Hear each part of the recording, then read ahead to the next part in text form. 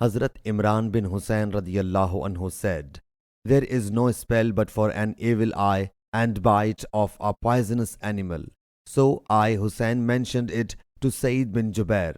He thereupon said, Hazrat Ibn Abbas radiyallahu anhu narrated to us a hadith that Allah's Apostle sallallahu alaihi wasallam said, "Some peoples were presented to me. So one or two prophets alayhimussalam accompanied by a group of people passed by, whereas there was a prophet who was accompanied by none. Then a huge gathering of the people was shown to me.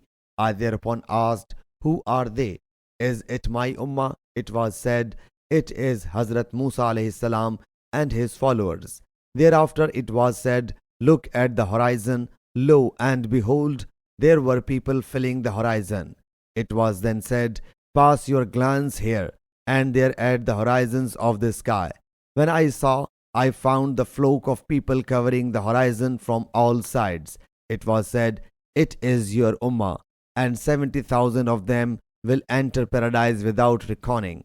He sallallahu alaihi wasallam then entered the house without explaining who they would be. So the people started arguing that they were us, for we believed in Allah Jalla Jalaluhu, following his apostle sallallahu alaihi wasallam. So those people are either we or our descendant who were born in Islamic era, for our birth took place in the period of pre-Islamic period of ignorance. When the news reached the Prophet sallallahu alaihi wasallam, he sallallahu alaihi wasallam came out and said, They are those people who do not treat themselves with spell, nor do believe in bad omen, nor do they get themselves cauterized, but they trust only in Lord Allah Jalla Jalaluhu. Thereupon Hazrat Ukasha bin Mahsan submitted, O Allah's Apostle sallallahu alaihi wasallam, am I included in that group?